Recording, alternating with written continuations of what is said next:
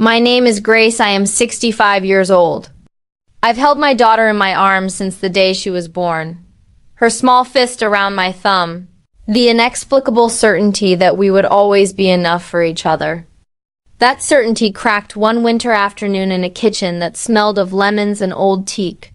It cracked into words that fell like glass.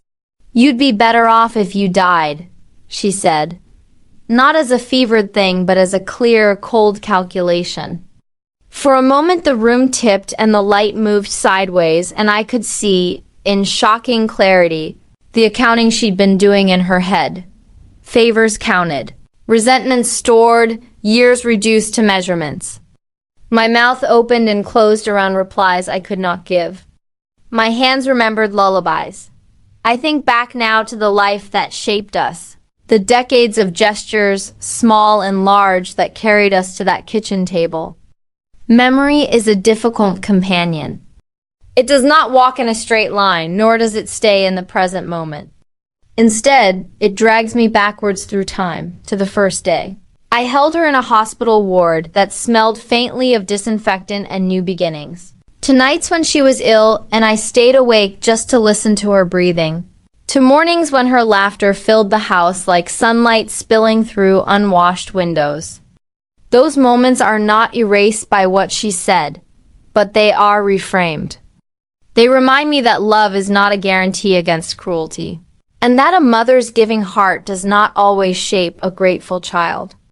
As the years unfolded, I carried the responsibilities of two parents after her father left when she was still small. I became the one who juggled bills, the one who explained why birthdays might be simpler than she hoped, the one who taught her that dignity was found in perseverance. I believed that sacrifice would one day be recognized, that endurance would be rewarded with understanding. The world outside our home was changing too. The 80s, when she was born, were loud with promises of endless growth and relentless ambition. Children grew up watching glossy images of success, bigger houses, shinier cars, vacations in places I could not dream of affording. I tried to shield her from comparisons, but she saw. She saw the way her classmates wore new sneakers when hers were thrift store finds. She saw how other families ordered pizza on weeknights while I stretched spaghetti into 3 meals. I told myself she understood the effort, that she recognized the love behind each limitation. But what a parent thinks is love, a child sometimes feels as deprivation. And deprivation, when compared to the glossy world outside, can harden into resentment. When she reached her teenage years, the distance between us became more pronounced. Teenagers, of course, are known for rebellion, for testing boundaries, for stretching their wings. I expected slammed doors and sharp words, but what unsettled me was the coldness that entered her gaze. There were days when she looked at me as if I were not her mother but her captor, as though my sacrifices had chained her to a smaller world. She began to measure my value not in the hours I worked, but in the things I could not give. She accused me of keeping her from opportunities, of being the reason she did not have what others had. I remember the first time she told me she wished she had been born to someone else. I thought it was anger speaking, a fleeting cruelty. I did not realize then it was the seed of something that would grow into that devastating sentence years later. Still, love makes excuses. I excused her harshness by reminding myself she was young, that she did not yet understand the burden of adulthood. I told myself that when she became a mother, she would see. When she held her own child, she would remember the meals I stretched, the nights I sat by her bed, the winters when I went without a new coat so she could have one. This belief became my anchor. It was the story I told myself when the loneliness of single motherhood pressed heavily on my chest.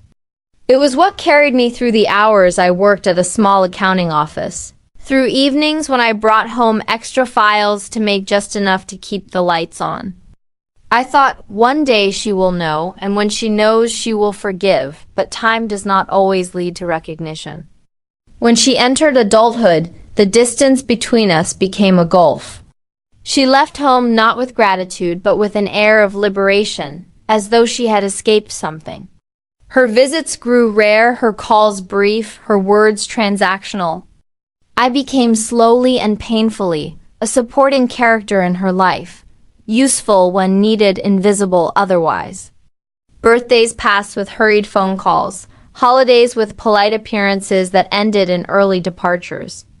And yet, despite the coldness, I kept a door open. I continued to hope that life would soften her, that hardship would bring her back. Mothers live on hope, even when hope becomes a thin thread stretched almost to breaking. Then came the day of the sentence. It was not during a fight, nor in a storm of rage. It was calm, deliberate. She sat across from me, her face composed, her voice steady. She had been speaking of money, of plans, of the future. She wanted to know what I intended to leave her, what the inheritance would amount to. It was a conversation I had dreaded because money is never just money inside a family. It is proof of care, a measure of worth, a ledger of who gave and who received. I explained gently that what I had was modest, the house, some savings, a pension that would keep me comfortable but not wealthy. I thought she would nod, perhaps express mild disappointment. Instead, she looked at me with a kind of clinical detachment and said, "You'd be better off if you died. Then at least I could have something." The words were not shouted. They were spoken as if she were stating a fact, a calculation without emotion. And that was what made them unbearable. It was not a teenager's tantrum, not an angry outburst. It was the summation of years of her private arithmetic. In her mind, I had been reduced to a balance sheet, and death was the profit. For a long moment, I could not breathe. The world around me blurred. The hum of the refrigerator, the ticking of the wall clock, even the light through the curtains seemed strange and distant. I looked at her, my child, the one whose diapers I had changed, whose scraped knees I had kissed, whose tears I had dried, and I saw no recognition of that history in her eyes. Only calculation. In the days that followed, I replayed that moment endlessly. I tried to understand where it came from. What wound or hunger had grown so sharp inside her that she could say such a thing? Was it the years of wanting more? Was it the absence of her father, which she blamed on me, though it was not my choice? Was it the culture around her, which measured success in possessions and money and saw parents as stepping stones to be climbed over? I searched for explanations because explanations offer comfort, even if they cannot heal. But no explanation softened the blow. The truth was simple. She had said it, and she had meant it. That was when I made my decision. Cutting her inheritance was not an act of spite, but of clarity. I realized that leaving her what little I had would not be a gift but a burden. It would reinforce the very calculation. That had poisoned our bond. I wanted, for the first time in years, to choose myself. To say, I'm not a ledger, I'm not a bank account, I'm not merely the means to your comfort. I am a woman who has lived, who has worked, who has earned the right to decide where her life's work will go. And so I sat in a lawyer's office under the indifferent hum of fluorescent lights and signed the papers. My savings, my house, my modest belongings, they would go elsewhere. To a charity, perhaps to people who still understood the value of sacrifice. In that act, I felt both grief and liberation. Yet liberation is never pure. Even now I sit with the ache of it. I think of her often, not the woman who sat across from me in that kitchen, but the girl she once was. I remember the sound of her laughter in the backyard, the way she clung to my hand when crossing a busy street, the softness of her hair under my palm. Those memories remain untouchable, preserved in a kind of sacred glass. They remind me that love existed even if gratitude did not follow. They remind me that motherhood is not a contract but a risk, the risk of giving everything with no guarantee of return. This story is not just mine. It belongs to countless families across the world, families fractured by money, by unmet expectations, by the long shadows of resentment. We do not like to speak of it because family is meant to be sacred, because mothers are meant to be loved without question. But the truth is more complicated. Children can wound. Parents can wound. And when money enters the equation, wounds can calcify into permanent scars. My story is only one voice among many, but perhaps in telling it, I can break some of the silence that keeps others hidden in their grief. Now, when I sit alone in my house, I hear echoes not only of what was said, but of what was unsaid. Apologies never spoken, gratitude never given, love never acknowledged. And I wonder if she were to hear this story told aloud, would she recognize herself? Would she hear the sorrow behind my decision, the lingering love that still exists beneath the hurt? Or would she only see the papers signed, the inheritance cut, and call it betrayal? These questions may never be answered. But in asking them, in holding them gently, I remind myself that even broken bonds can teach us about the fragility of human connection, about the cost of unspoken truths, and about the courage it takes to choose dignity in the face of heartbreak. In the quiet aftermath of that decision, life took on a strange duality. On one hand, I felt a sharpness, a clarity I had not experienced in years, the sense that I had finally drawn a line in the sand, that I had reclaimed the dignity of my existence beyond being just a mother, beyond being just a source of provision. On the other hand, the grief of it hung around me like a second skin. Every room in the house seemed to carry her shadow. In the living room, I could almost hear her voice from decades earlier, asking me to watch her twirl in a dress I had sewn from discounted fabric. In the hallway, I remembered her teenage footsteps pounding up the stairs after one of our countless arguments. Even the kitchen, where the words were spoken, still bore the weight of that moment like an invisible scar.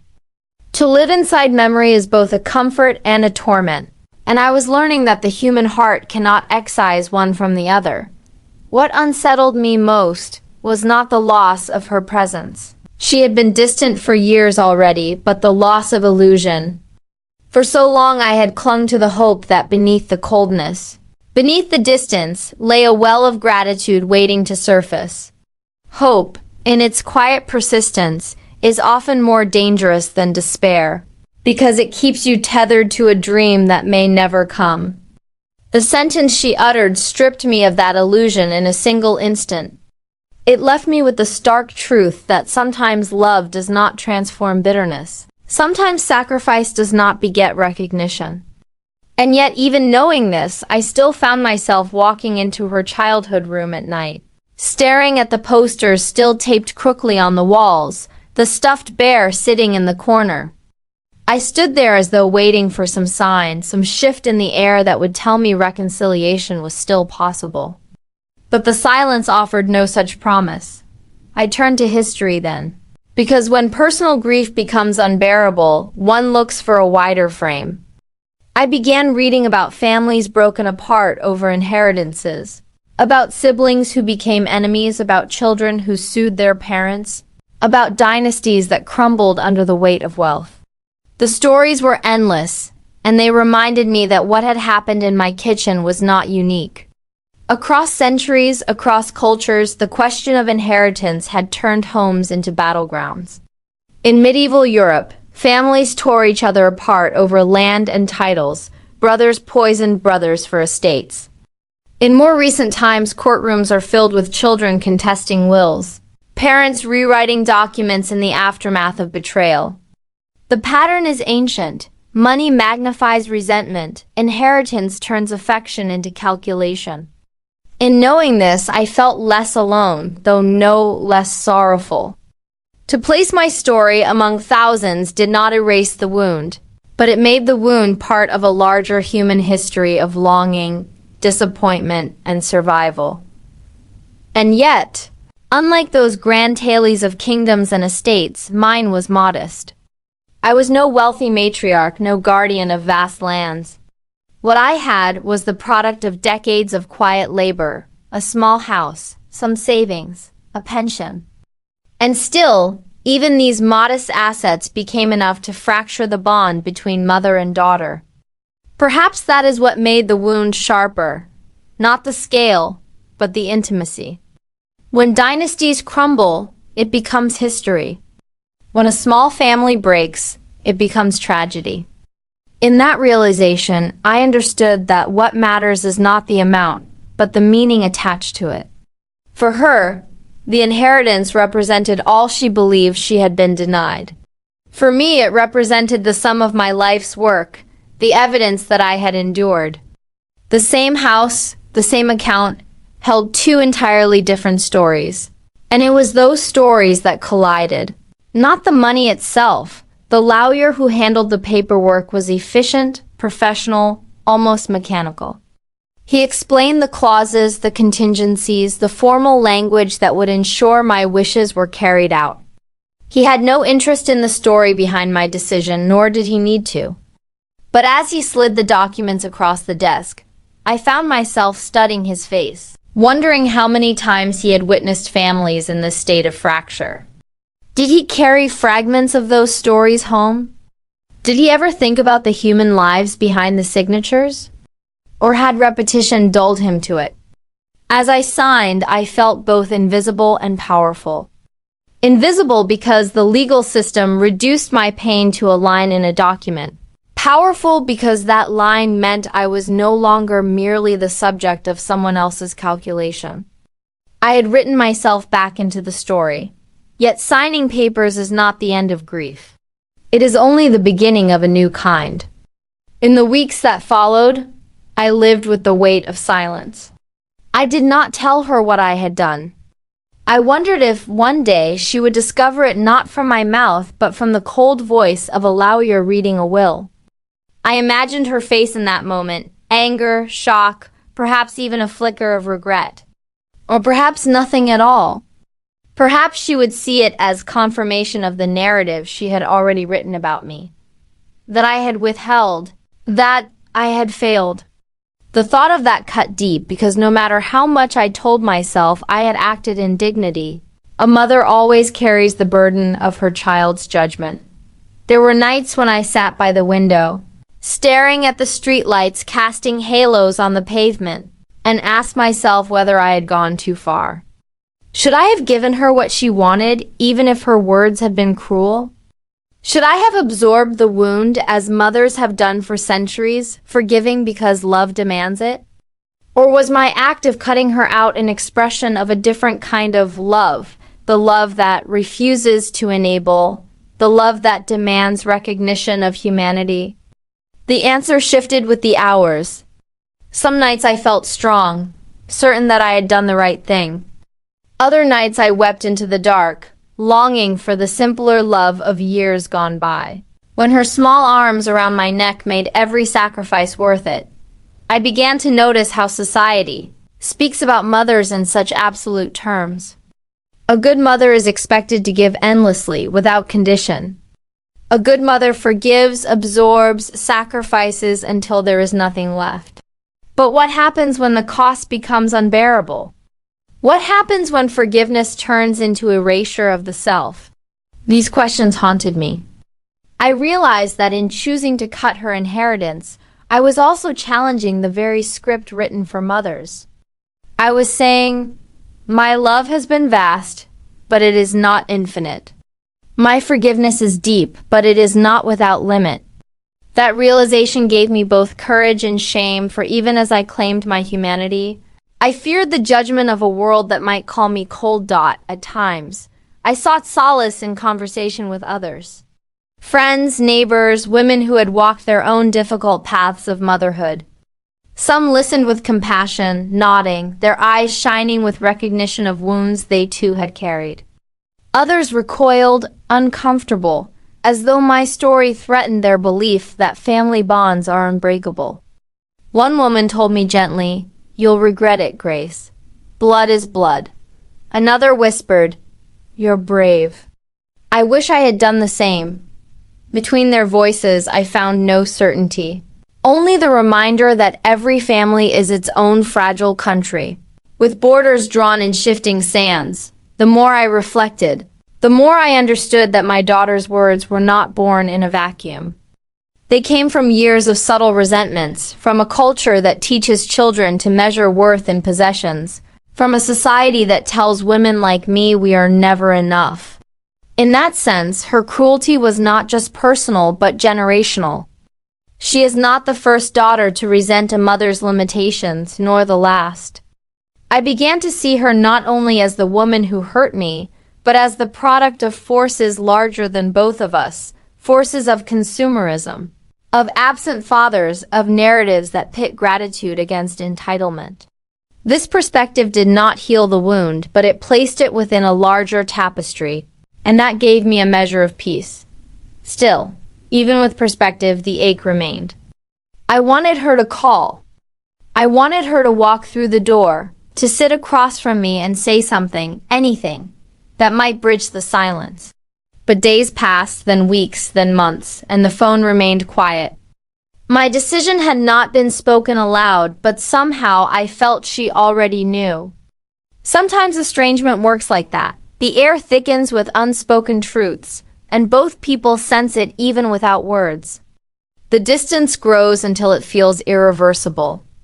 And so I lived with two truths at once, the dignity of reclaiming my worth, and the grief of losing the hope of reconciliation. Both truths walked beside me, silent companions, shaping every step. Life became less about answers and more about learning to live with the questions. In the stillness of my home, in the memory of her laughter, in the echo of her cruel sentence, I carried those questions like stones in my pocket, heavy, unavoidable, and strangely grounding. There is a strange silence that follows decisions which change the course of a life. At first, it feels like relief, as though the storm has passed, as though the act of choosing has created shelter. But then, in the nights that stretch long and lonely, that silence becomes a kind of haunting. I would lie awake and wonder not just about my daughter, but about myself. Who was I now, without the dream of reconciliation? For decades, my identity had been braided tightly with hers, the mother who worked, who gave, who endured. Cutting her inheritance was not only a decision about money. It was a decision about that identity. It meant I was no longer waiting to be recognized. I was no longer hoping to be redeemed in her eyes. That is the liberation, but also the loss. When you stop waiting, you let go of the story you once believed would save you. And when that story dies, a part of you dies with it. I began to think about legacy, not in the legal sense of property and possessions, but in the deeper sense of what we leave behind in the minds of those who remember us. Will I be remembered by my daughter as a mother who withheld, who signed papers in cold ink? Or will she one day remember me as the woman who gave all she had until giving more meant erasing herself? The truth may never be known because legacy is not something we control. It is a story others tell about us after we are gone, and often it has little to do with the truth we carried in our hearts. I realized then that perhaps the most honest legacy is not what others say, but what we choose to live with while we are alive. In cutting her inheritance, I chose a legacy for myself, a legacy of selfhood, of boundaries, of refusing to be diminished into a bank account. The world outside my house kept moving. Neighbors trimmed their lawns, children rode bicycles down the street, church bells rang on Sundays. I noticed, with a kind of aching detachment, how ordinary everything remained while my inner world had cracked open. That is the cruelty of grief. It isolates. The world does not pause with you. I walked through grocery stores where strangers debated brands of cereal while I silently carried the weight of a broken bond. I passed through libraries where young mothers read books to toddlers while I wondered what I had done wrong decades earlier.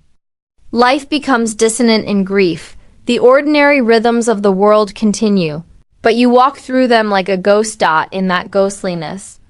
I found myself searching for meaning in the stories of others. I read memoirs of estranged families, listened to interviews where parents spoke about children who had cut them off, or children who had disowned their parents.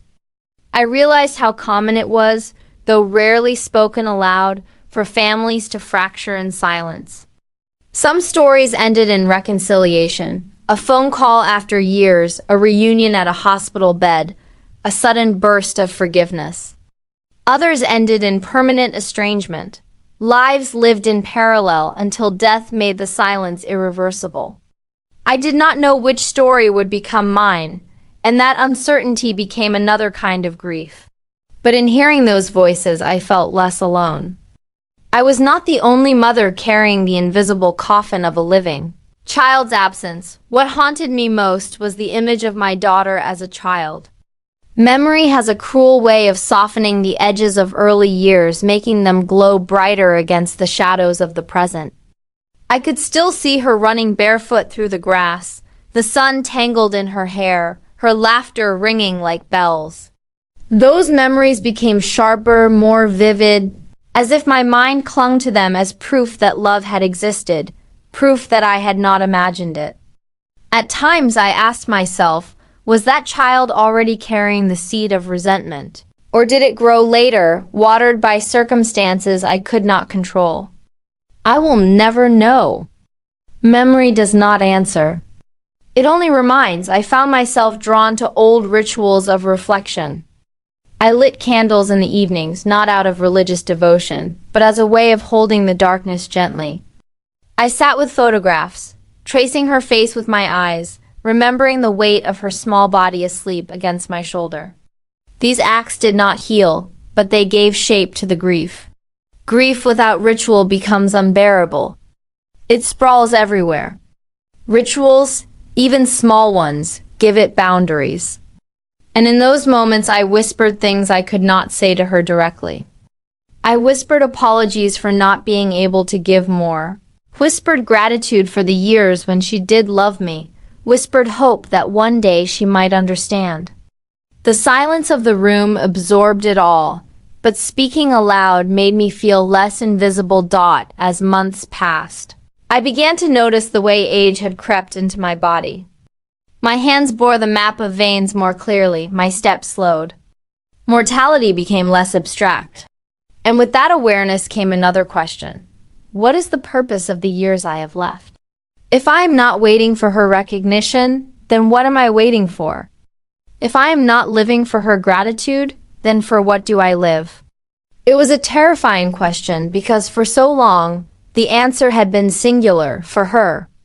To reimagine life at 65 is no small task. It means building a new center, one not defined by motherhood alone. It means learning to be enough for myself. That is the hardest work of all. I began volunteering at a local shelter. At first it was a distraction, something to fill the empty hours. But slowly I found meaning there. The women I met were often mothers themselves, carrying their own stories of abandonment, loss, or estrangement. Some had children they had not seen in years, some had been disowned by families, some still carried hope in fragile forms. In their eyes I saw reflections of my own pain, and in their resilience I found strength. It reminded me that love, though wounded in one direction, can still flow in another. To give care, to listen, to sit beside someone in their darkness, these became my new ways of mothering. Not to my daughter, but to the world. Yet even as I found new forms of purpose, the ache of her absence remained. Love does not vanish simply because it is not returned. It lingers, stubborn, refusing to be extinguished. Sometimes I resented that love, wished I could excise it the way I had cut her from my will. But love is not paperwork. It cannot be signed away. It stays, sometimes as a blessing, sometimes as a wound. I began to accept that perhaps I would carry it until my last breath, the love for a child who no longer wanted it. And perhaps that was not failure but testament. To love without return is painful, but it is also proof of humanity. As I grew older, I thought often of forgiveness. Not the easy kind that erases wounds, but the harder kind that allows you to live without being consumed by bitterness. Forgiveness, I realized, is not about the other person. It is not about excusing cruelty or pretending it did not happen. It is about refusing to let the wound define every corner of your life. Slowly, I began to forgive her, not by welcoming her words, but by refusing to let them calcify into poison inside me. Forgiveness became a way of reclaiming my own peace. Will she ever know? Perhaps not. Perhaps one day she will hear of my decision through the reading of papers, and she will curse my name. Or perhaps she will not care. Or perhaps, a thought I allow myself in rare, fragile moments, she will understand. Maybe not now, maybe not even soon, but perhaps age will bring her a mirror, and she will see her own reflection differently. Maybe she will remember the nights I stayed by her bedside, the meals I stretched, the laughter we once shared. Maybe she will see that the inheritance I truly gave her was not the house or the money, but the resilience, the endurance, the stubborn love that shaped her. That hope is faint, but it remains Dot. And near the end of my story, I sit with the paradox. I cut her inheritance, but I cannot cut the bond. Paperwork can divide possessions, but it cannot erase the invisible thread between mother and child. That thread may be frayed, may be nearly broken, but it still hums with memory. And perhaps that is enough. Perhaps legacy is not what is written in wills or remembered in stories, but what lingers in the invisible spaces between people, even when they are apart. I do not know how my daughter will remember me, but I know how I will remember her, as both the child who loved me once and the woman who wounded me. And I will remember myself not only as the mother who gave, but as the woman who finally claimed her own worth. That is my story, and in telling it, I hope others will find the courage to claim theirs too.